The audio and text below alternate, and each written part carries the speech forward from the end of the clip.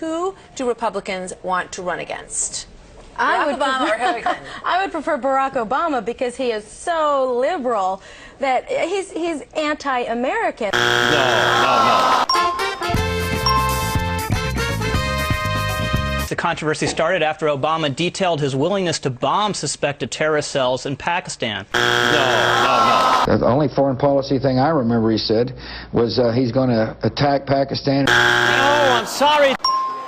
Barack Obama's talked about paratroopers into Islamabad. No.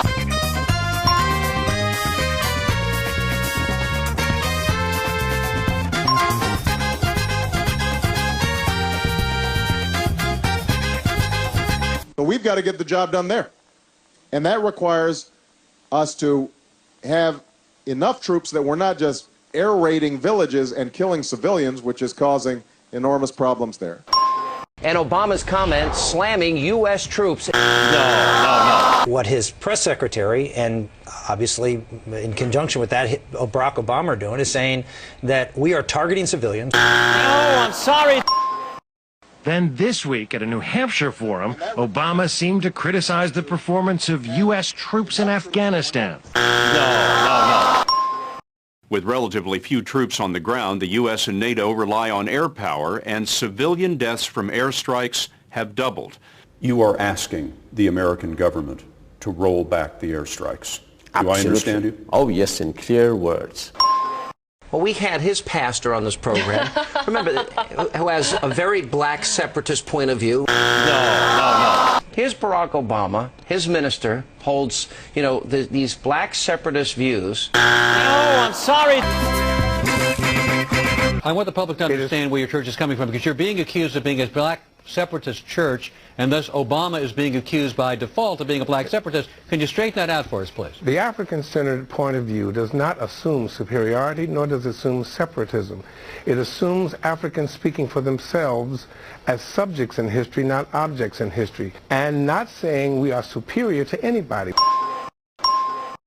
If I went to a church where white supremacy was preached, what would you think of me? No, but see, I disagree with you, though, Terry. That's not what's preached at Trinity.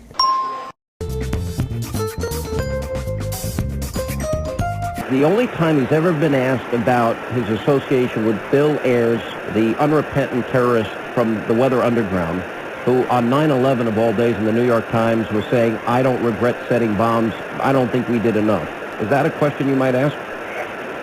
Well, I'm taking notes right now. There's a gentleman named William Ayers. He was part of the Weather Underground in the 1970s. They bombed the Pentagon, the Capitol, and other buildings. He's never apologized for that. And in fact, on 9/11, he was quoted in the New York Times saying, "I don't regret setting bombs. I don't regret setting bombs. I feel we didn't do enough." Can you explain that relationship? No, I'm sorry. This is a guy who lives in my neighborhood, who's a professor of English in Chicago, who I know, and the notion that somehow, as a consequence of me knowing somebody who engaged in detestable acts 40 years ago when I was 8 years old, somehow reflects on me and my values doesn't make much sense, George.